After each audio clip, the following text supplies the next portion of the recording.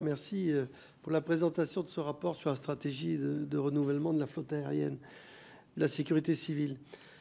Il met bien en lumière les défis posés par l'évolution des risques climatiques et il souligne les efforts déjà engagés en matière d'investissement, de modernisation et de coopération européenne. Ce travail vient ainsi utilement alimenter notre ambition de doter la sécurité civile de moyens à la hauteur des enjeux présents et à venir. Alors, pour aller plus loin dans cette réflexion, j'aurais plusieurs questions. Sur la location des aéronefs, que vous avez qualifiée de coûteuse à long terme, et on le conçoit, elle ne peut être qu'une solution d'appoint. Vous indiquez que la Direction générale de la sécurité civile et de la gestion des crises peut louer jusqu'à 6 avions et 10 hélicoptères bombardiers d'eau, alors que la flotte aérienne de la sécurité civile est actuellement composée de 60 aéronefs. C'est ça. Dans ces conditions, le recours à la location ne nous semble pas disproportionné, surtout quand il s'agit de répondre à des besoins ponctuels, phénomènes exceptionnels de grande ampleur. Avez-vous déterminé un seuil au-delà duquel la location d'aéronefs deviendrait trop conséquente au regard de la flotte dite patrimoniale? Je voudrais aussi savoir, dans vos réponses, j'observe quand même que tout cela amène à d'une certaine manière à réinterroger le modèle des SDIS et la vision départementale qui s'était imposée en France. Par ailleurs, par rapport aux technologies émergentes, on a cité l'intelligence artificielle tout à l'heure. Je voudrais revenir sur la détection précoce des feux, mais surtout la coordination des interventions aériennes. Est-ce qu'il y a des perspectives intéressantes? Madame la rapporteure. Alors, merci, monsieur le député. Sur la location, sur le rapport à la page 16, vous avez un petit graphique qui est assez éclairant, puisque, vous voyez, en 2020, la location coûtait 2,4 millions d'euros. 2025, on est à 30 millions d'euros. Et si vous faites une projection sur les 5 années suivantes, quand vous le ramenez à notre budget du BOP 161, on a quand même un souci. Alors, vous l'avez dit, hein, c'est une solution à court terme, donc c'est vraiment ce qu'on a rappelé dans le dossier. Mais moi, je ne pense pas qu'on puisse dire qu'on peut s'en satisfaire ou que finalement, la location de 6 appareils par rapport aux 60, c'est peu. En fait, ce qu'il faut regarder, c'est le coût de la location et le graphique est quand même assez intéressant. Ce qu'on n'a pas dit... Pour éclairer les députés, un Canadair, ça coûte combien rapporté aux 100 millions d'euros? Ouais, 60. 60 millions d'euros. Oui, Voilà. on se met d'accord, mais voilà. On arrondit à 60. Non, mais c'est voilà, pour éclairer. Voilà.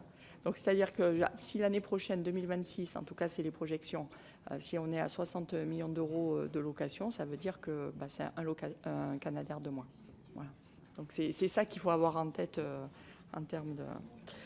Voilà. Sur nous, enfin, je ne veux pas que vous interprétiez notre rapport comme étant que négatif. Hein. Vous avez vu que sur les hélicos, on a quand même salué le travail et la commande, et notamment sur les H145 qui vont considérablement changer aussi les choses, même si je rejoins la collègue du groupe LFI.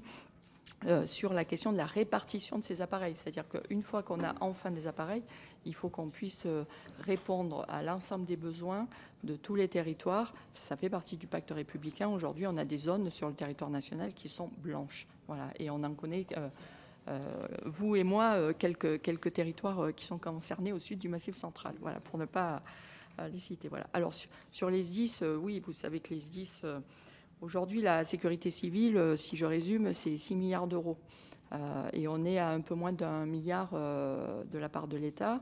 Donc le financement de la sécurité civile, c'est essentiellement, ce sont les départements et les communes, en sachant que les communes ont un plafond qui fait que la variable d'ajustement, ce sont vraiment les départements. Vous connaissez tous les difficultés des départements aujourd'hui.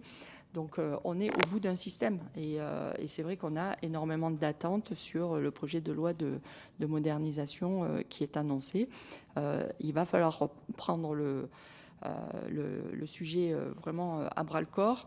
Lors du PLF, avec Damien, nous vous avions proposé des amendements pour augmenter la TSCA sur la base de la valeur du sauvé, parce que ce sont aujourd'hui les assurances qui sont gagnantes lorsque les sapeurs-pompiers interviennent et lorsqu'ils sauvent des maisons, ils sauvent des vies, c'est autant de moins à payer. Vous avez des systèmes comme la Suisse qui fonctionnent essentiellement sur la sécurité civile avec un financement qui provient des assurances. Donc je pense qu'on a quand même des marges au niveau de la TSCA. Et on vous avait également proposé un amendement sur la taxe de séjour. On a de nombreuses SDIS qui aujourd'hui sont obligées, y compris en plus de l'allocation des appareils de l'État, de louer aussi des appareils pendant la saison, d'avoir des saisonniers en plus, pour faire face en fait à l'afflux de touristes sur leur territoire, qui génèrent par ailleurs de l'activité économique et tout ça. Je ne suis pas en train de critiquer l'arrivée des touristes. Mais en tout cas, ça génère des coûts supplémentaires pour les SDIS. Voilà. Oui, vous souhaitez intervenir? Oui, mais juste très rapidement, voilà, enfin, vous comprenez bien que sur les SDIS, on a opposé la question du fonctionnement, mais ce qui est, à mon avis, essentiel à dire, et c'est ce que tu dis, c'est la question du financement. Et c'est qu'aujourd'hui, on est vraiment sur des financements qui ne suivent pas pour ce qui est des SDIS. C'est juste sur la location qu'on comprenne bien aussi que le besoin, il est absolument, enfin vous l'avez bien compris, le besoin n'est absolument plus ponctuel, mais il est structurel. Les saisons des feux vont s'intensifier, donc les locations vont augmenter, et d'autant plus qu'on pourrait imaginer qu'aussi d'autres pays pourraient en avoir besoin, ce qui fait que ça va être en plus de plus en plus tendu pour louer, donc les prix pourraient peut-être même augmenter.